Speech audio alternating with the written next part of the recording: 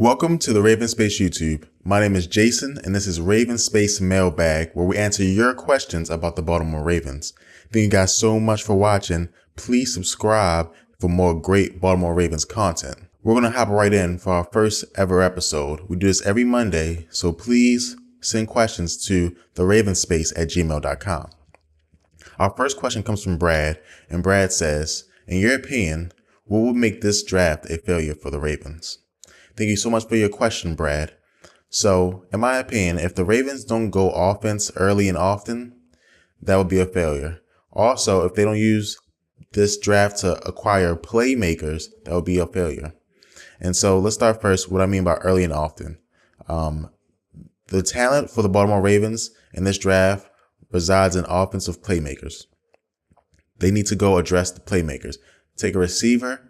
If you think there's a dynamic running back, take the running back. Take whoever you need to improve the offense. Again, as you guys know, our offense was terrible last year. It was disappointing. John Harbaugh was disappointed. Ozzie Newsome was disappointed. Us as Ravens fans were disappointed, and that can't happen again. We're a prideful fan base, and we need to make the playoffs because that's what we expect from our team. And also, the Ravens are doing things to increase ticket prices. Well, we need to have a good quality content to go with that ticket price. And the way you do that is by improving the offense.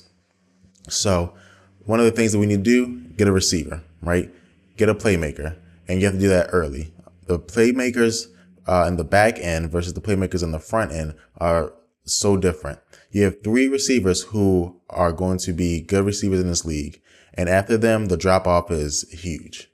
So you have to go get one of those three. You got to go either get Ross, got to go either get Williams, or you got to go get Davis.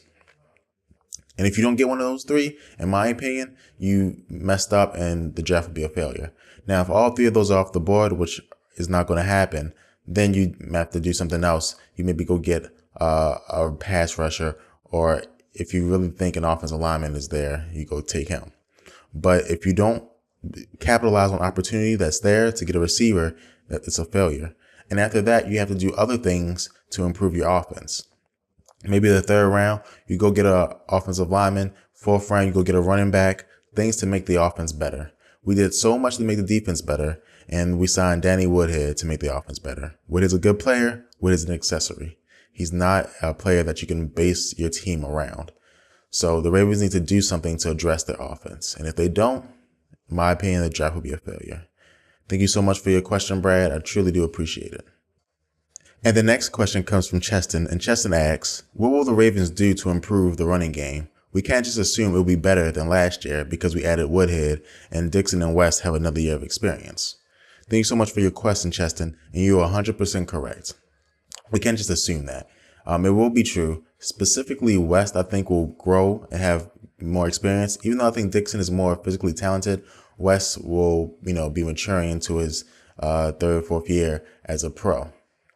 However, I would just take Woodhead, and I wouldn't even compare him to helping the Ravens running game. He's more of the pass catcher. I think that's how we're going to use him. We'll use him in some running situations, but I really don't think he'll be the workhorse back. So the Ravens have done some things already. And those things are we've fired and hired new coaches to help the offensive line. So our new offensive line coach is Joe DeLassandris, and he's a new coach who had experience with offensive linemen. And he's coming in. He's worked at San Diego before, Buffalo, Kansas City, Georgia Tech, and Duke University. So he's going to help come in and make some changes. Also, we have a new offensive line assistant, Richard Angelo. And Angelo came from the tight ends position with the Baltimore Ravens and moved to the offensive line assistant. He's going to assist in, improving our offensive line. So these changes show me that the Ravens believe this is a scheme fit, right? The scheme was the issue last year, not the talent issue. Because if it was the talent issue, they would have addressed the offensive line in free agency. But they did not.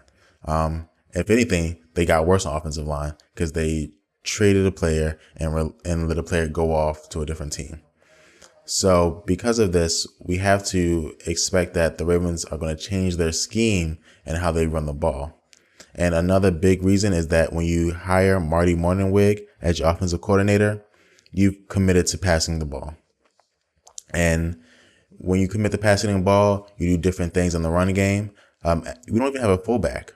So if you don't have a fullback, you know that you're not going to be power running on first down anymore.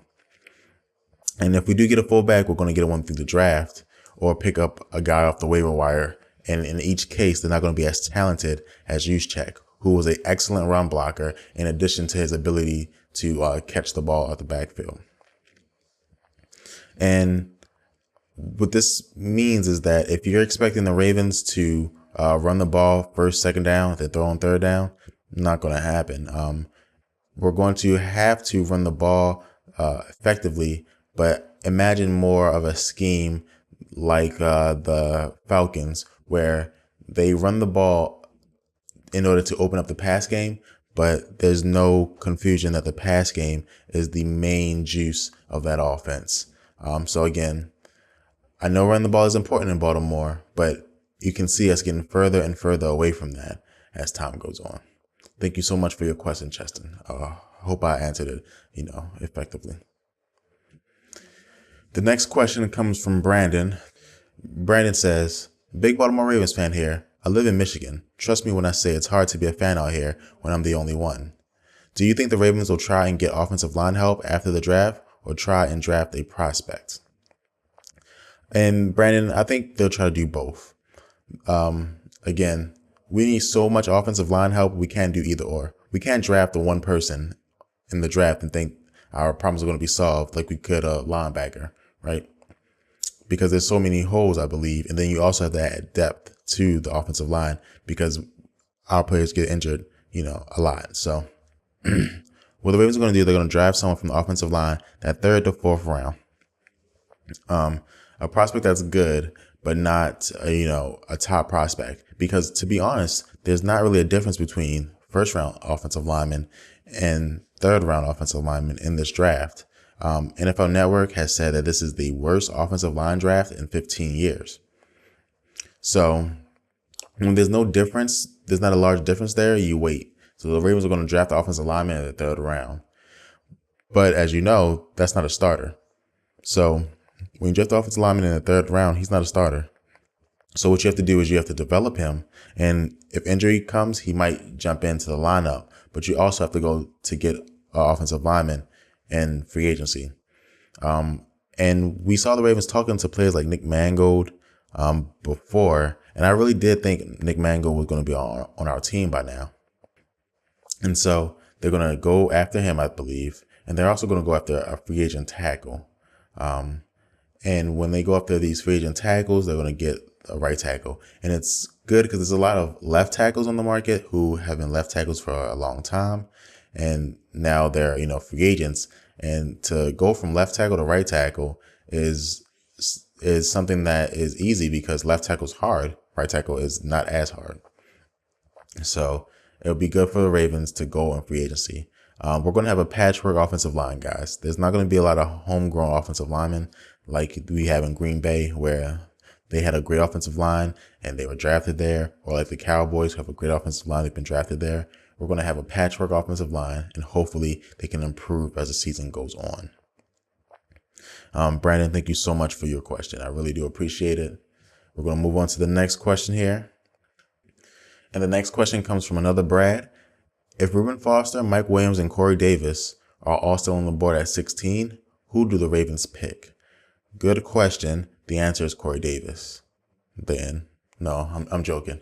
I'm going to explain as well. So when you compare those three, you have to compare what they'll be.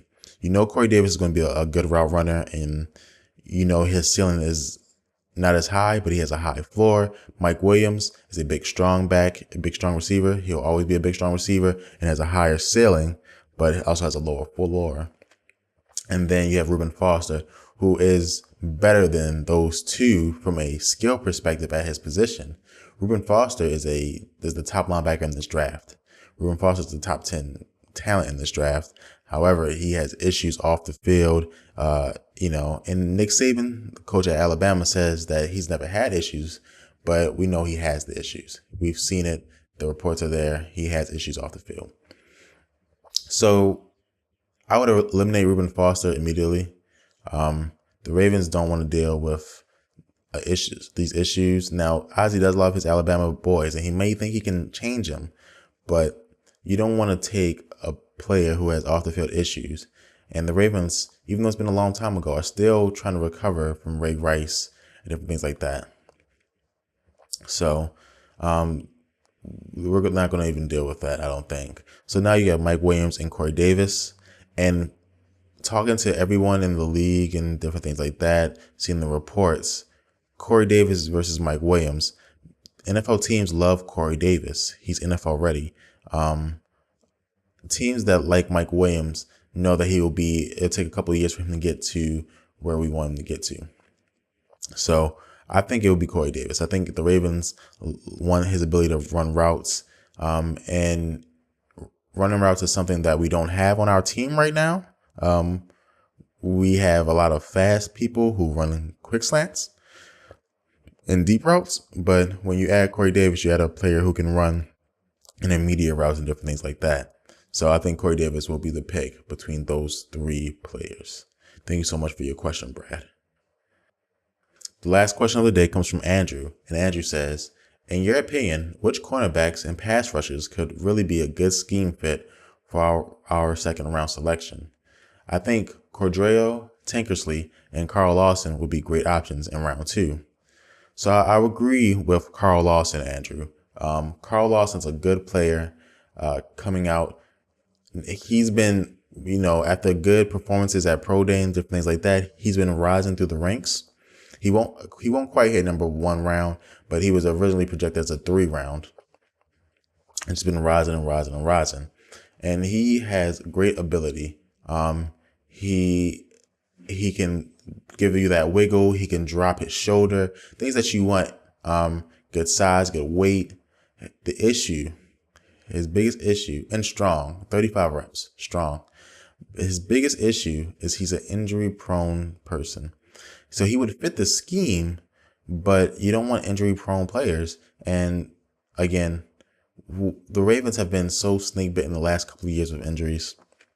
It worries me. And, every team gets injured, but when you add a player that you know is going to get injured, and he's had ACL injuries, different things like that, I'm a little worried about him. But he would be a good scheme fit. And for a cornerback, I like Quincy Wilson. He's a cornerback from Florida. Quincy is 6'1", 211. He's what you want in a cornerback. He's a little slower than other corners at 4'5", but his ability to be long, play aggressive, perfect size, perfect, aggressiveness. I think he'll be a good fit. Reminds me a lot of Jimmy Smith. Jimmy Smith, when he came into the league, remember now, was too aggressive. Was getting beat on double moves like it was nobody's business. So Quincy has a little bit of that in him, Quincy Wilson, but he's still a great player, I think, from a big school in the SEC. And you have to like SEC players more because the competition they play is higher. And I really do think that he'll be able to come in, be aggressive. And at that nickel position, you want to be aggressive because really nickel receivers don't really run a lot of deep double moves because of how schemes are laid out. So I think he'll be a good player. Now he won't be, and he won't be in the starting lineup, right? We already have 3 corners, but when he fills in, I think he'll be able to perform well. So, and that's the last question of the day. I want to thank you guys so much for sending in questions to TheRavensSpace Mailbag. Again, send in more questions at TheRavensSpace@gmail.com. We're going to answer all the questions that we get. Again, I enjoy doing this. It will happen every single Monday for Baltimore Ravens fans. So again, subscribe to our channel. If you are addicted to Baltimore Ravens news, addicted to the Baltimore Ravens, this is the channel for you because you're just like me. And we're going to talk about the Ravens all the time, every single day. Thank you guys so much, and go Ravens.